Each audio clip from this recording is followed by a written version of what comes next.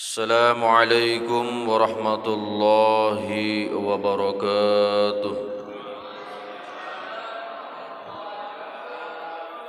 Bismillahirrahmanirrahim. Alhamdulillahi rabbil alamin. Wa bihi nasta'inu ala umurid dunya waddin.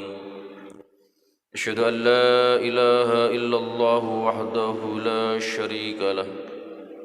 Wa asyhadu anna Muhammadan abduhu wa rasuluh. Allahumma salli wa sallim ala sayyidina wa maulana Muhammadin wa ala alihi wa sahabatihi wa man tabi'ahum bi ihsanin ila yaumiddin, amma ba'd. Saudara-saudaraku, para jamaah ikhwan fillah yang berbahagia, marilah kita senantiasa bersyukur kepada Allah Subhanahu wa ta'ala. Kita semuanya masih diberi kesempatan oleh Allah untuk bersujud menghadap kepadanya dalam keadaan sehat walafiat. Ini adalah nikmat yang Allah berikan kepada para nabi, di mana para nabi dan rasul itu semuanya diberi sebuah kenikmatan yang tidak ternilai, yaitu kesempatan mereka untuk selalu bersujud, ruku, tunduk patuh kepada Allah Subhanahu wa ta'ala. Alhamdulillah, malam hari ini kita bisa hadir di tempat yang penuh barokah ini untuk bersama-sama menunaikan kewajiban kita sholat maghrib berjamaah, dilanjutkan tafaqquh fiddin. Mudah-mudahan Allah Subhanahu wa ta'ala senantiasa membimbing kita, memberi kita ilmu yang bermanfaat dan barokah. Allah jaga iman dan Islam kita tetap istiqomah. Mudah-mudahan kita semuanya Allah wafatkan dalam keadaan husnul khatimah. Amin ya rabbal alamin. Salawat dan salam mudah-mudahan Allah Subhanahu wa ta'ala senantiasa limpahkan kepada junjungan kita Nabi besar Muhammad sallallahu alaihi wasallam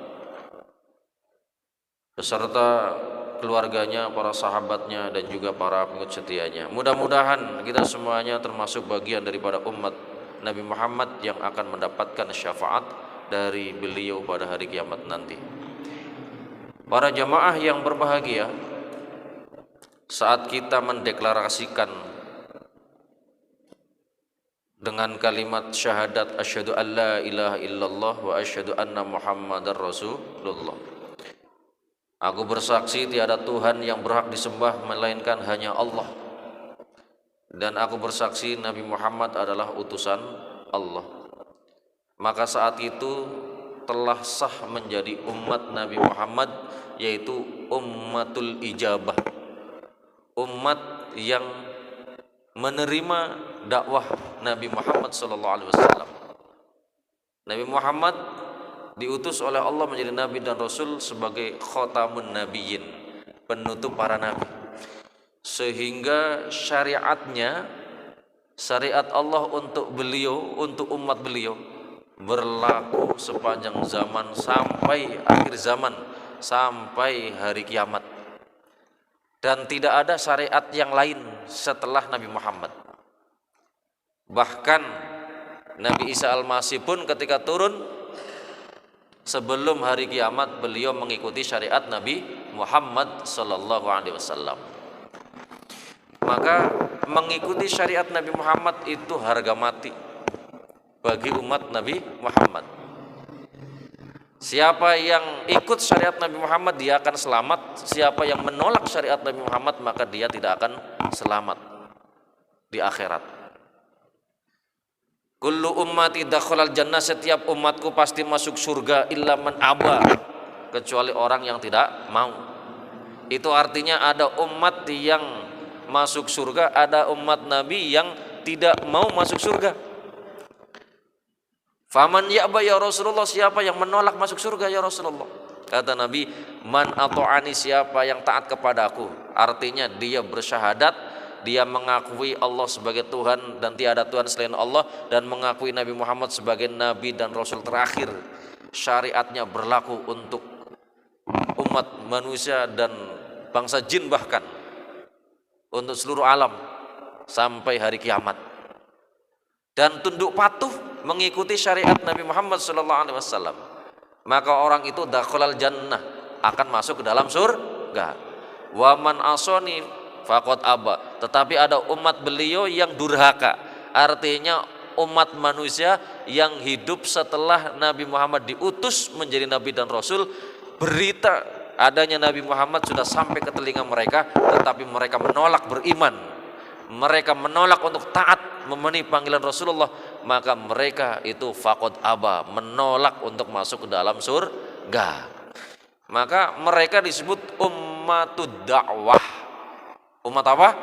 Ummatud dakwah, umat manusia yang ya termasuk umat Nabi Muhammad tetapi menolak, gitu kan. Karena dalam tanda petik ya, bukan umat Nabi Muhammad betulan, tapi umat Nabi Muhammad dalam pengertian orang yang hidup setelah Nabi Muhammad diutus menjadi nabi dan rasul, beritanya itu sampai kepada mereka tetapi mereka menolak, belum menerima dakwah Nabi, sehingga disebut ummatud dakwah.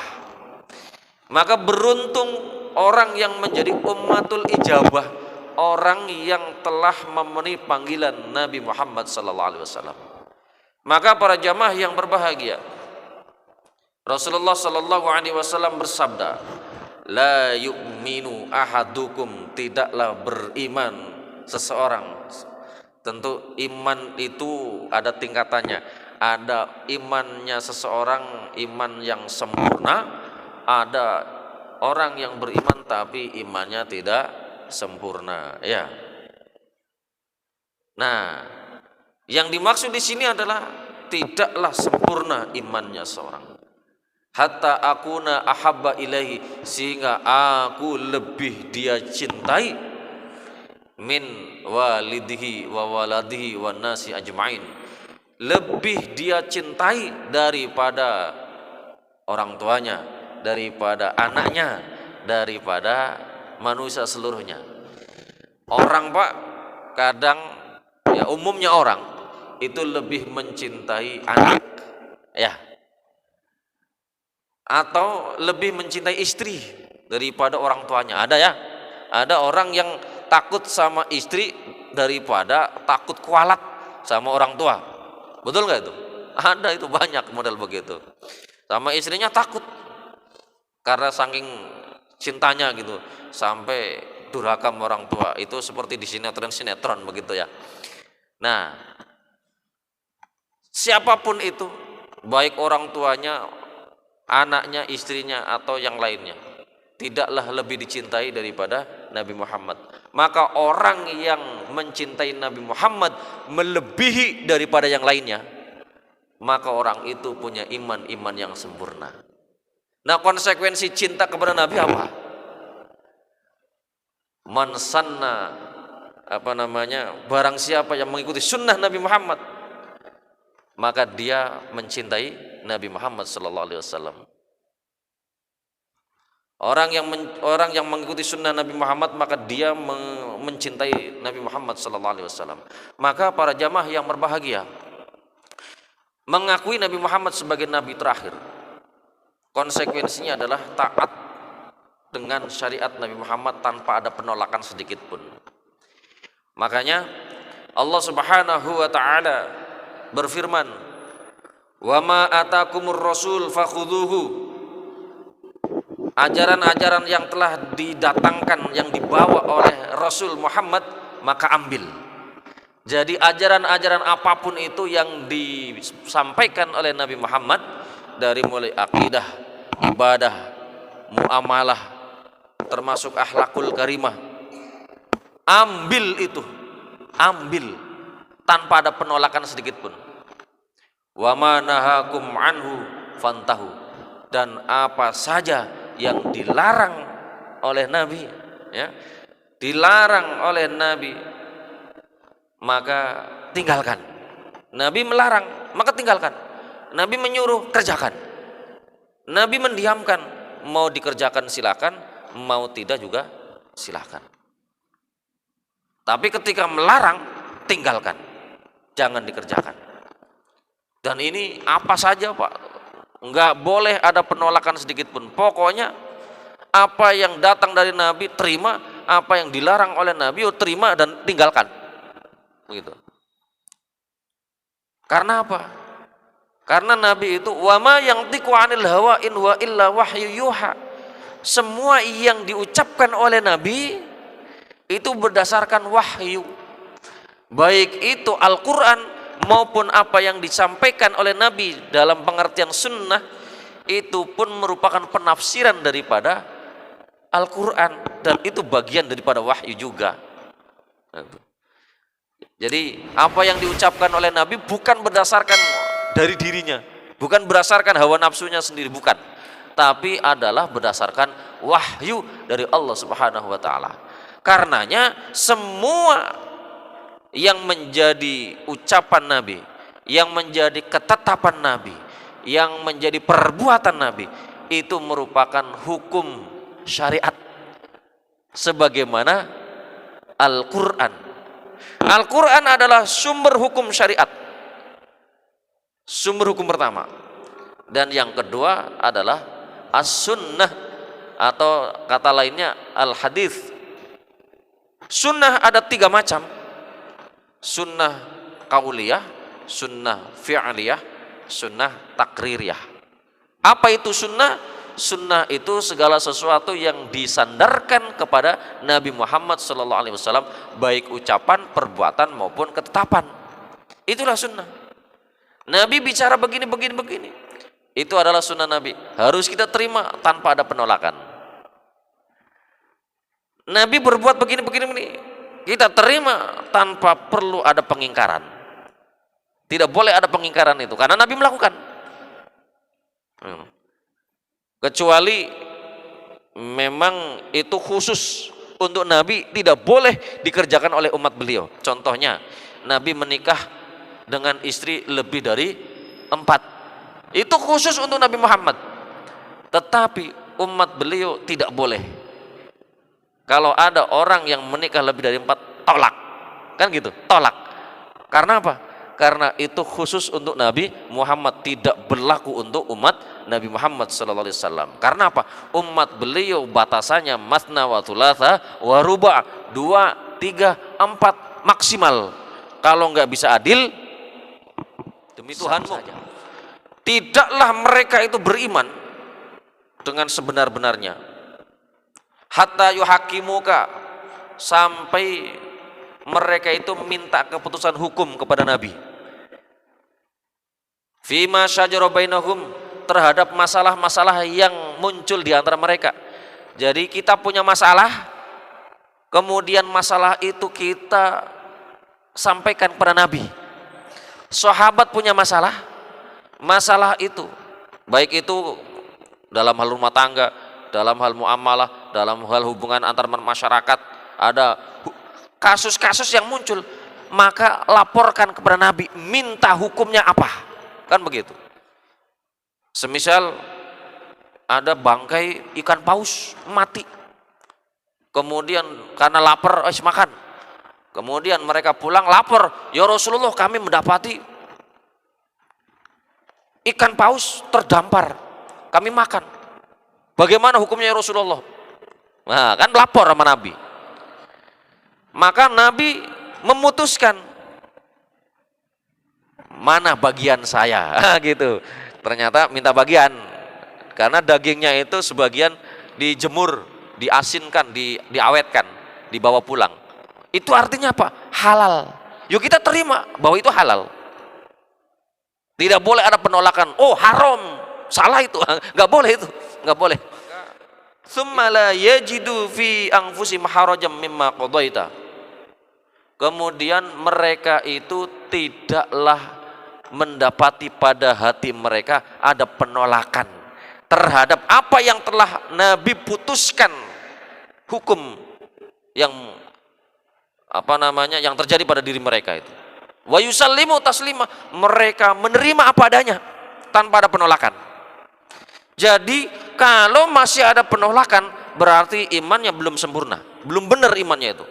Tapi kalau sudah menerima apa yang datang dari Nabi apa adanya tanpa ada penolakan sedikit pun, maka itulah iman yang sesungguhnya.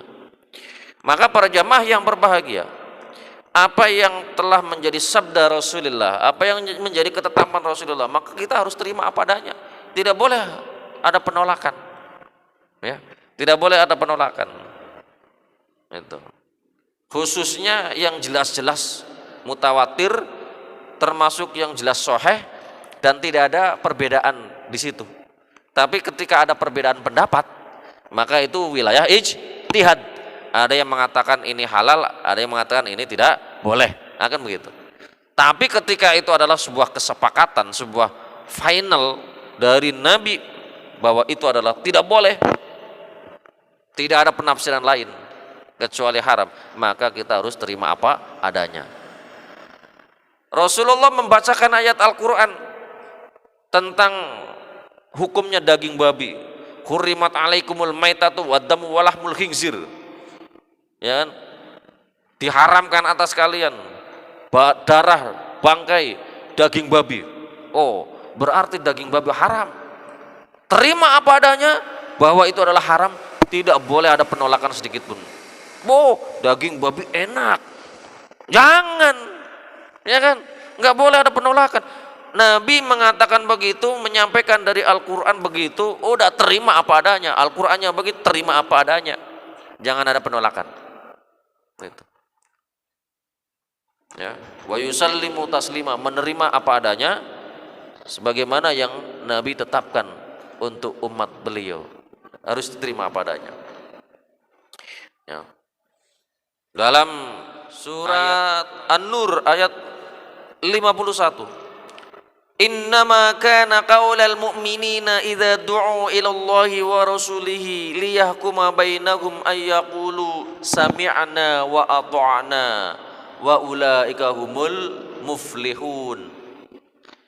Bahwasanya ucapan orang yang benar-benar iman, ya, ucapannya orang-orang mukmin yang imannya benar, apabila diajak, dipanggil kepada Allah dan Rasulnya untuk mengikuti, untuk taat kepada Allah dan Rasulnya, supaya mereka, ya, supaya Allah menetapkan hukum di antara mereka.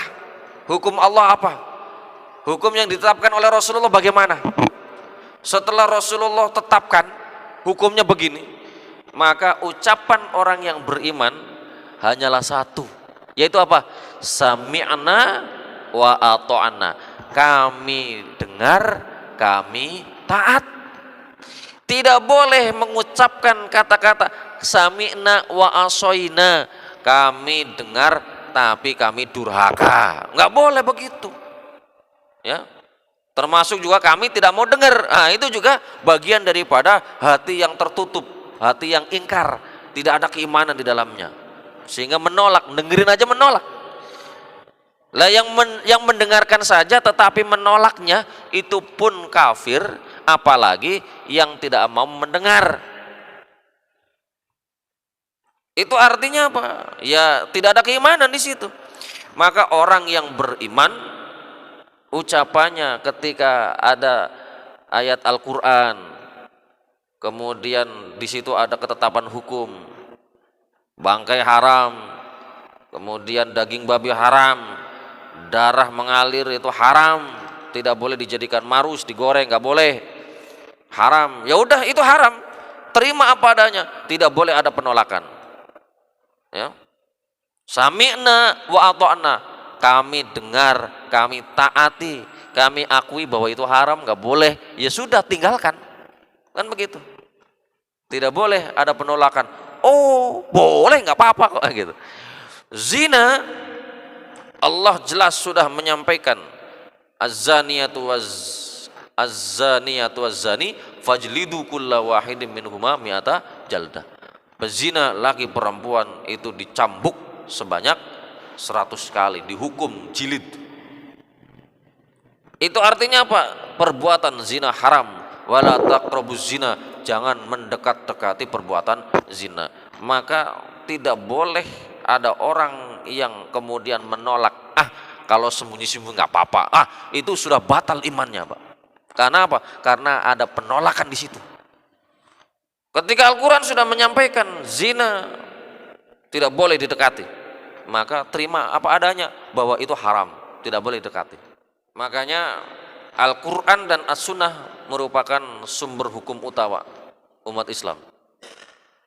Ya ayyuhalladzina amanu atiullaha wa atiur rasul wa ulil amri minkum. Wahai orang-orang yang beriman, taatlah kalian kepada Allah. Artinya Al-Quran, hukum-hukum yang muncul di dalam Al-Quran, taati itu. Wa atiur rasul, hukum-hukum yang telah ditetapkan oleh Rasulullah, taati juga. As-Sunnah, Al-Quran dan As-Sunnah. Wa ulil amri, ulul amri itu siapa? Ada dua.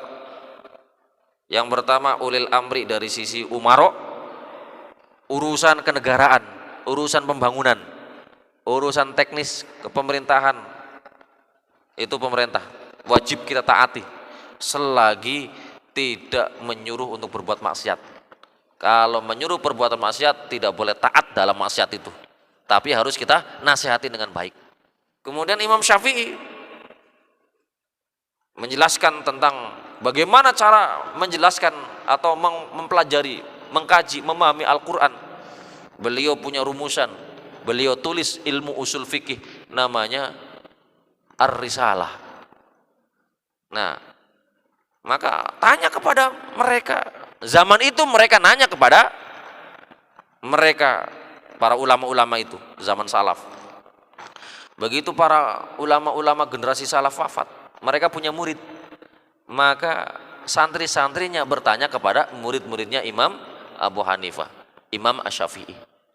Lah setelah pada wafat, loh, yang tadi nyantri kepada para ulama tadi itu kemudian menjelaskan sampai kepada ulama-ulama kita, menjelaskan kepada kita semuanya. Kan begitu Pak urutannya. Makanya bermadhab itu suatu keharusan. Kita tidak bisa bertanya langsung kepada Allah, kepada Rasulullah, enggak ada Rasulullah karena sudah wafat jauh. Nanya kepada sahabat juga enggak bisa, nanya kepada tabiin enggak bisa. Yang ada nanya kepada para ulama, kan begitu. Nah, ulama dapat ilmu dari guru-gurunya, guru-gurunya dapat ilmu dari gurunya, sampai bersambung kepada sahabat, sampai pada Rasulullah, Rasulullah sampai malaikat Jibril, malaikat Jibril sampai pada Allah Subhanahu wa taala. Itu runtutannya begitu, Pak. Makanya sombong, Pak, kalau orang bilang kembali kepada Quran dan As-Sunnah. Loh, ketemu pira perkara. Iya, itu artinya kita disuruh nanya kepada Allah dan Rasul. Iya, kembali kepada Quran dan hadis. Itu artinya silakan tanya kepada Allah dan Rasul. Lah, ketemu pirang perkara itu langsung nanya kepada Allah dan Rasul. Loh, sahabat saja bicara tentang Al-Quran harus nanya kepada Rasulullah. Loh, Rasulullah menjelaskan Al-Quran harus nanya kepada malaikat Jibril.